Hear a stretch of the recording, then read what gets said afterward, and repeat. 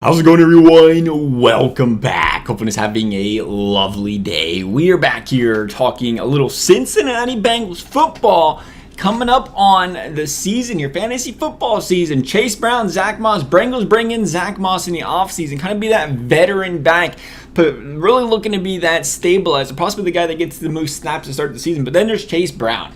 We've seen him slowly get eased into the lineup later in the season, last season. We know this guy's quick. We know he's strong. We know he's explosive. And boy, does he feel like one of those guys that can just break out and become a star in this league with his abilities. So the question becomes, if you're a fantasy owner, you want Zack Moss, you want Chase Brown. Zack Moss, the RB29, Chase Brown, the RB34 in Yahoo leagues. So, both of these guys are likely going to be guys, round of double digits. At least Chase Brown, as of right now, is going in the double-digit rounds. And you look at that and say, hey, I think you got to have both. In a perfect world, if you can have both, you take both. And here's why. Because historically, under Zac Taylor, he goes with one bell cow. He goes with the featured back. Even when Joe Mixon first burst into the league, we knew Giovanni Bernard was the far better pass catcher, the far better pass protector, the far more elusive running back. The open space guy. You get this guy in open space, make some plays. You knew he had all these abilities. Zac Taylor still said, nah, Joe Mixon for the most part was my guy. Now, the first year Joe did see some more action, but after that, it was quickly downhill for Bernard, and it was all Joe Mixon. And you have to wonder, hey, Chase Brown, is he going to see something similar to that? Maybe his first year, he gets 150 to 180 carries, 50 to 100 touches and through the, that'd be 100 be a lot, 40 to 50 catches through the air, and then after that he just takes off. Or, could he potentially be, dare we say it, the Giovanni Bernard here, where he's really just a specialty screen pass catcher. A guy you bring in a long down and distance where you just get some garbage time points. It's become a guy like that, and Zack Moss takes the reins. You really do not know. We do know, for the most part, that is what Zac Taylor likes to do, those have that featured back. We do know that Zack Moss, out of the shotgun, averages 1 yard per carry more than he does under center. He averaged 5.2 yards per carry out of the shotgun last season. Meanwhile, Chase Brown better under center than he's out of the gun by about half a yard. This matters because, in Joe Burrow's world, we're dropping back into the shotgun 350 times, and we're under center 150. Meaning, if you're playing the analytics in the data game right now, that very much favors Zack Moss. Zack Moss, who, by the way, coming over to Indy, really good. Last season, a little bit more difficult. But the first year coming out of that trade, played really well. And he does feel more like that established first and second down, early down back. Chase Brown being more your third down back. Your gadget played back. And there's a lot to love about something like that. Chase Brown's the type of guy where, hey, if he sees 10 touches a game, you want to start him. Because 10 touches a game, if he gets one or two screen passes, he takes those 40, 50 yards, takes them through the house. He's always got that big play ability. But again, we know he's got the ability to become featured back in this offense. And really, you want to say Zack Moss is going to be, the touchdown vulture here, because Chase Brown's seen one carry all last season inside the 10-yard line. But it's probably going to happen. You want to make sure Chase Brown's going to have some good ball security. That's not a problem and everything. But it's probably going to happen early in the season, just based on, again, Zack Moss being a veteran. But Zack Moss really hasn't proven to be the touchdown guy either. In his career, 4 touchdowns, 5 touchdowns, 4 touchdowns, 5 touchdowns, year in and year out. Even in Buffalo, where, Buffalo, one of those places where Josh Allen likes to QB sneak and, he likes to scramble himself. Even in situations like that, though, we had to bring up Buffalo because, Indy, not much of a potent offense, to say the very least, over the last season and a half, performing a little bit better. Or even, their same situation, really thought about it. There was Richardson there for a little bit. But nonetheless, he hasn't really established that role. He hasn't really established himself as a starter in the league.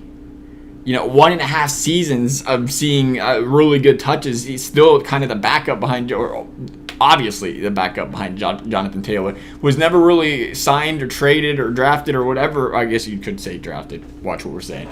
But he was never really signed or expected to be a lead role back on any team. But what he's proven is he can do that at a suffice level. He's not going to hold you back there. He's going to help you out, and he's going to be an addition to your team in that regards. And the Bengals say, all right, that's good. That's why we bring him in.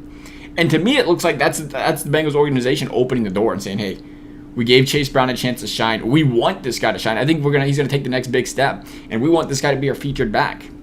But all else fails, things don't come off the way we want. We believe in Zack Moss's ability to prop up this run game in the interim until we figure out a solution at running back. But besides those two, there's nothing. It's those two, and can anybody name the Bengals' third running back? Is it still Trey Williams, kind of situation? And Zack Moss injury problems in the past opens the door for Chase Brown. Chase Brown had an injury earlier in training camp. Hopefully, that's always a possibility either way. But I know I want one of these guys as my featured back in an offense where the offensive line brings in Amarius Mims, where they're just talking this man up like a stud. Offensive line is going to be the best Joe Burrow's had in his career. Bringing a new offensive coordinator. And this is where things are difficult. You bring in the offensive coordinator, maybe they run more play action. Maybe they run more under center. They have more plays for the run game because you're bringing in a new mind. You're not completely sure, but you still know you have Joe Burrow in an elite offense that's going to have a lot of opportunities to score touchdowns. You're going to have a lot of opportunities to get those dump ball passes in open space. Burrow's going to find your guy when those opportunities come about. And those kind of opportunities, again, benefit both running backs. And here's the situation. This is why I think Chase Brown's a must draft. When you get a guy into double-digit rounds, he ain't losing you a league. A lot of those guys you'll drop. But if you can find a guy like Chase Brown that can turn into a starting running back on a powerful offense, he sure as heck can win you one. Sure, you can play the safety bet and get a wide receiver 4 or a guy you know is going to be on a committee that's going to get touches all season or on a bad offense. Sure, you can go that way, but you kind of know what the ceiling is. It's those risks you take that you have to take of guys that have a chance to elevate into a premier role later in the draft that can elevate your team and win you leagues. And Chase Brown is that guy for me. Again, can't predict the future, can't predict what this guy does. One thing's for certain is he's got to work on the pass blocking. I think that's everybody's number one concern is if he's a better pass protector. But again, we go back to the Mixon comparison. Gio Bernard, clearly, not even close. Not even close, the better pass protector coming in the league. Zac Taylor leaned on Mixon, though, developed into that role. And maybe, again, like we said, maybe it's not Chase Brown taking off this season to 250 carries, but I mean, a guy like him with his ability, his speed, his stature, if he can get 180, again, 40, 50 catches, I mean, he can make an impact, a big one. And you imagine the later the season progresses, the more he would take over that role. And I think that's what ultimately happens. We're going to see some wishy-washiness early in the season with the Bengals. If Chase Brown comes right out the bat getting 15 carries, that's a W. But, I can definitely imagine it being a split. I can definitely imagine, Zack Moss seeing a lot of the early important down carries, down and the short and distance carries. Because, again, that's where he excelled last season. Excellent in short yardage situations last season, where he's averaging 5.2 yards per carry. Something the Bengals struggled mightily with under Joe Mixon these last couple seasons. So you bring that in, and maybe that's all he comes to amount to be is just short yardage back. But your short yardage back go out there and score 12 touchdowns too. So something to keep in mind here. I think they're both must-owns, and I think they're both low-risk, high rewards here. Definitely think Chase Brown's got all the upside in the world, but again, that doesn't mean Zack Moss can't be your little Jamal Williams that just kind of creeps in there and takes a bunch of touchdowns away or something of that nature. We'll see, though. Love y'all's thoughts. Thanks for watching. We'll see you next time.